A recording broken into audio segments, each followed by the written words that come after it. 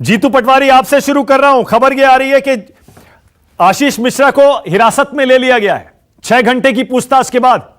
आप संतुष्ट हैं अब, या कांग्रेस पार्टी संतुष्ट है? जीतू, नहीं, बात संतुष्टि की नहीं है, बात है न्याय की, संविधान। बात है उस 4 लोगों की मौत करने वाले अभियुक्त को 5 दिन बाद सिलेंडर करा खुद ने, पुलिस पकड़ने नहीं गई। इस परिस्थिति की सरकार कैसे झुकती है क्राइम और क्रिमिनल के सामने, उसके उदाहरण ये स्पष्ट हो गया कि अगर पुलिस ने उनको गिरफ्तार किया, उन पे मुकदमा बना, तो कांग्रेस पार्टी, प्रियंका गांधी, राहुल जी और वो तमाम लोग जो बार बार कह रहे थे कि एक व्यक्ति जिसने किसानों को पीछे से रोन दिया, वो बात पूरी सत्य हुई। तो सत्य होने के साथ साथ ये स्पष्ट हुआ कि अब मंत्री जी को इस्तीफा क्यों नहीं देना चाहिए। देश में राजनीतिक नैतिकता की बात करने वाली ये पार्टी, देश में राजनीतिक उच्च मापदंड बनाने की भावना को, देश को मूर्ख बनाने वाली ये पार्टी कि देश के प्रधानमंत्री अब उस पिता मंत्री को, और वो भी गृह राज्य मंत्री, कैसे पद पे बने रहना देना चाहिए, ये सवाल आज देश के सामने है नहीं है। हमें कोई व्यक्तिगत किसी प्रकार का कि किसी को अभियुक्त बनाया इससे खुशी हो, ये हमारा भाव हो ही नहीं सकता। हमारा भाव कि संविधान जीता रहे, न्याय हो, और न्याय के साथ साथ देश में संविधान पे लोगों को भरोसा हो। उत्तर प्रदेश के पहले के उदाहरण जिस तरीके के दिखे, वो चाहे हासरत का हो, जिसमें 1:30 बजे रात को बेटी को दाह संस्कार किया, पिता और परिवार की बेरुखी के बाद, उनके मना करने के बाद पुलिस ने किया। देखा है देश ने कि किस तरीके से उन्नाव कांड के 8 महीने बाद रेप के अभियुक्त विधायक पर एफआईआर हुई, एक बेटी को पीछे से ही कुचल दिया गया ट्रक से, वो भी बीजेपी का मंत्री था। देखा है देश ने भारतीय जनता पार्टी में एक अभी यादव, पुलिस वालों ने हत्या कर दी एक व्यापारी की, आज तक कोई गिरफ्तार नहीं हुआ। जब राहुल जी और प्रियंका जी प्रेशर बनाते हैं सरकार पे, खासकर योगी सरकार पे, तब कार्रवाई होती है, न्याय होता है। स्पष्ट होगा उत्तर प्रदेश की और देश की जनता ने फिर से देखा। ये कमाल है। जीतू ऐसे कैसे? जीतू एक सेकंड, 1 सेकंड। जीतू ऐसे कैसे? पहले कहते थे कार्रवाई करिए, अब गिरफ्तारी हो गई तो बोल रहे हैं कि हम अगर ये अभियान नहीं चलाते, आंदोलन नहीं चलाते, दबाव नहीं डालते तो गिरफ्तारी नहीं होती। नहीं, पर ये बात तो गुप्ता जी सही है, ऐसा पिछली बार हुआ है भाई। आप देखो हासरत में हुआ है, आप देखो उन्नाव में हुआ है। उन्नाव में तो 8 महीने तक उसके खिलाफ इतने आंदोलन हुए, उसके बाद गिरफ्तारी नहीं हुई, एफआईआर नहीं हुई। तो ये तो उदाहरण है पिछले। हाँ। तो ये किसी पे आरोप प्रत्यारोप और पूर्वाग्रह की बातें नहीं हो सकती। हाँ। तो इस नाते अगर मंत्री जी का इस्तीफा क्यों मांग रहे हैं? मंत्री का इस्तीफा क्यों मांग रहे हैं जब बेटे ने किया, बेटा गिरफ्तार हो गया?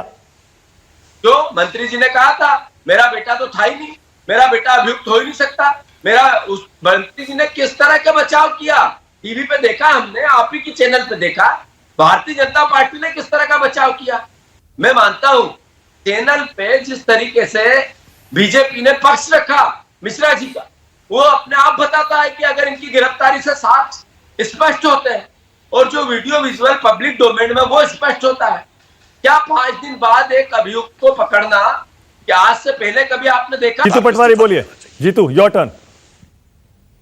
गुप्ता जी, बहुत अच्छा लगा। सुधांशु जी बहुत विद्वान आदमी हैं, और व्यक्तिगत रूप से मैं मानता हूं कि हमेशा समझदारी की बात करेंगे। आपने कहा सर्वोच्च न्यायालय की आदर और सम्मान की बात इस देश के हर नागरिक को करना चाहिए। कांग्रेस पार्टी इसको अपने सर माथे पे लेके गए।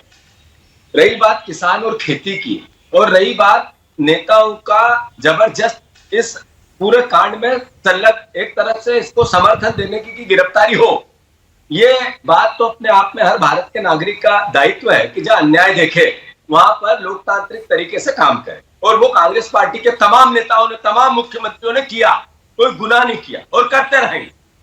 तीसरी बात, इन्होंने कहा कांग्रेस पार्टी नैतिकता का बखान करती है और नैतिकता के आधार पर मंत्री जी का इस्तीफा मांगती है। कांग्रेस पार्टी को लेकर इन्होंने बड़ी बड़ी बातें पिछले इतिहास की सालों पुरानी कही। 7 साल पहले देश के प्रधानमंत्री ने कहा था मैं 2 करोड़ रोजगार दूंगा, अगर मिल गए हो तो नैतिकता के आधार पर उनको रहना चाहिए, नहीं मिले हो तो देश को जवाब देना चाहिए। उन्होंने 7 साल पहले देश को कहा था 5 ट्रिलियन डॉलर की अर्थव्यवस्था। नैतिकता है देश के प्रधानमंत्री की नहीं है। कितने आज आपके सेंसेक्स में है, मेरे से समझदार विद्वान आदमी, पीएचडी किए हुए हैं। वो सारी बातें जो देश के प्रधानमंत्री ने देश को कही थी चुनाव पहले, कितनी हुई? नैतिकता का आधार बनता है नहीं बनता? यूपी में उन्नाव कांड, उसमें भी आपकी मैं भाषा देखता था सुधांशु जी, आप जब भी बचाव करते थे उन विधायक का, सेंगर जी का, और ऐसी ही बातें बोलते थे। क्या निकला कि उसी हत्यारे ने रेप किया और बेटी को पीछे से कुचल दिया और आप बचाव करते रहे नहीं करते रहे। निकालू आपके पुराने वीडियो। मैं गुप्ता जी से अनुरोध करता हूं, सुधांशु जी की उस समय की सारी डिबेट निकालें। बात है न्याय की, कानून की, संविधान की, और आप राजनीतिक तर्क और कुतर्क करते हैं जो बताता है कि ये पार्टी संविधान में भरोसा नहीं करती। सिर्फ कैसे भी हम बने रहे और हमारी छवि ठीक रहे और विपक्ष बोले नहीं, लोकतंत्र मरता है तो मरता रहे, इसका विरोध करती है कांग्रेस पार्टी। और जहां तक मंत्री के इस्तीफे की बात है, आप वचन दो अभी इसी वक्त सुधांशु जी कि जिस दिन सिद्ध हुआ कि ये वहां उनका बेटा था, क्या मंत्री जी उसी वक्त इस्तीफा देंगे? बोल के जाओ उस टेलीविजन पे।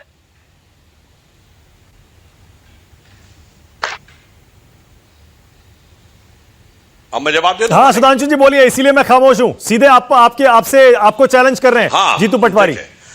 हाँ जी, पहली बात तो यह कि उन्नाव में तो खुद ही डीजीपी ने प्रेस कॉन्फ्रेंस करके सीबीआई को केस रेफर कर दिया था।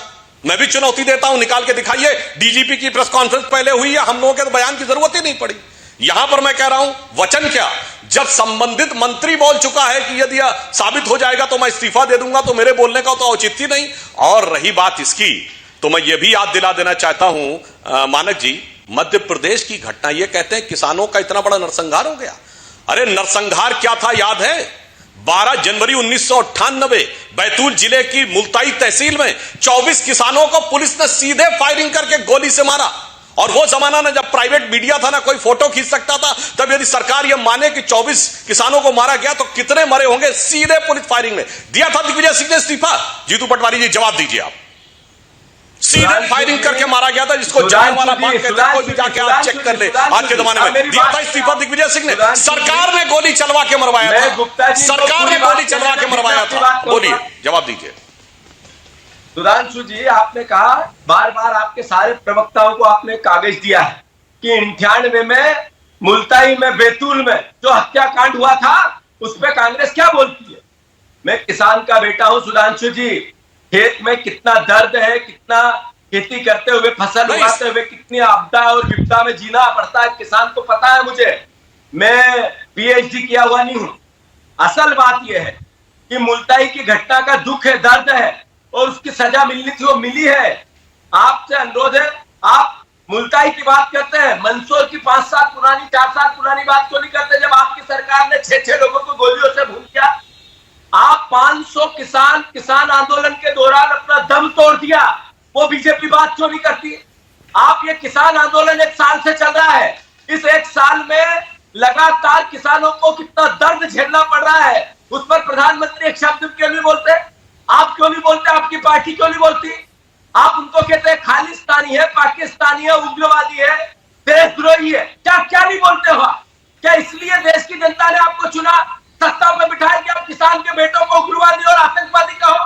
यह देश देख रहा है, सोच रहा है, समझ रहा है और सबक सिखाएगा।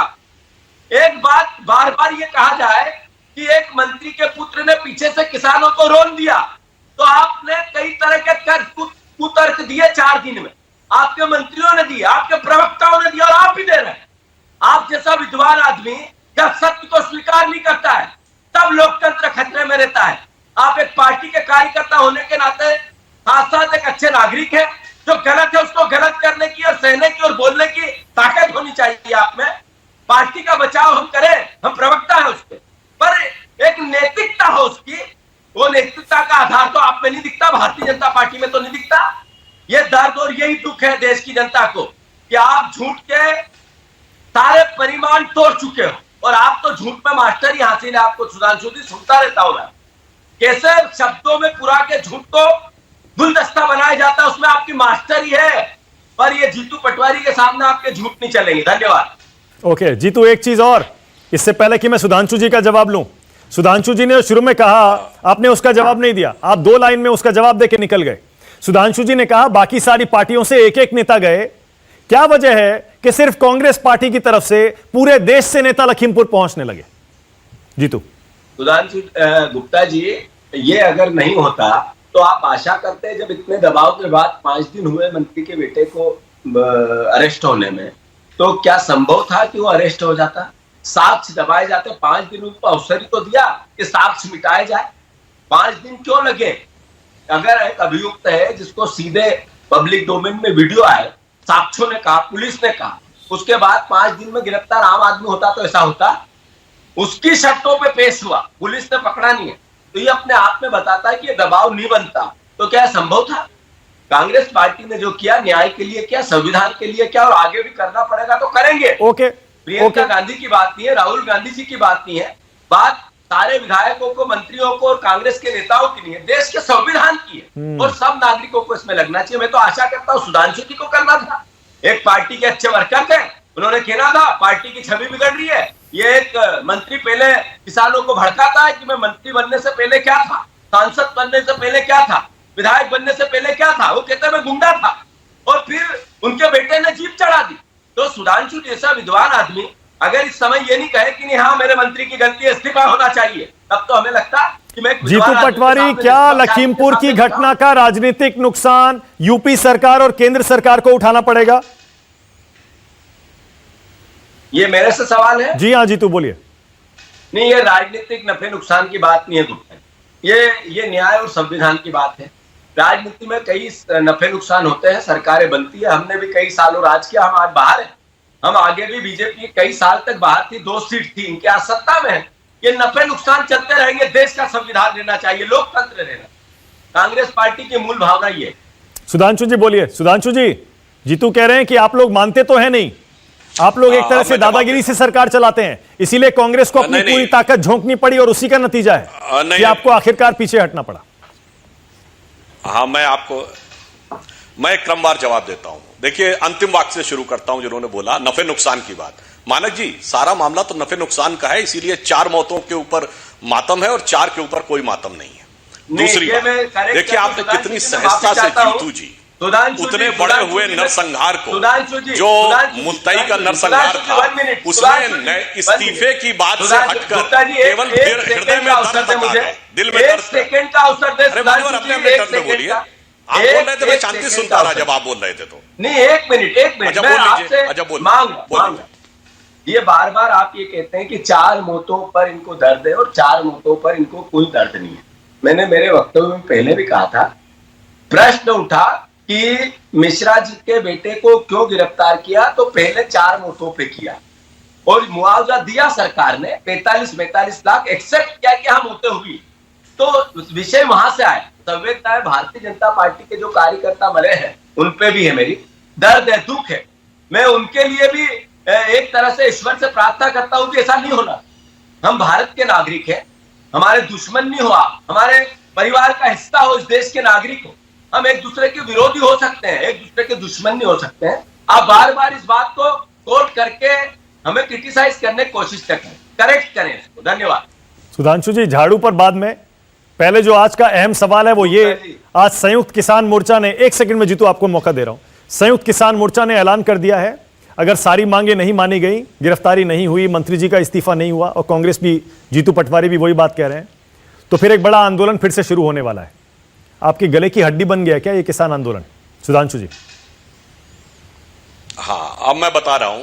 देखिए, ये कितना बड़ा आंदोलन है कि जब भारत बंद का आयोजन किया, आप जाके चेक कर लीजिएगा, प्राइवेट टीवी चैनल्स पे आके राकेश टिकैत जी ने कहा 800 जगहों पर हम लोगों ने आंदोलन किया, और भारत में जिले हैं 742, मतलब 742 जिलों में 800 जगहों पर इन्होंने आंदोलन किया।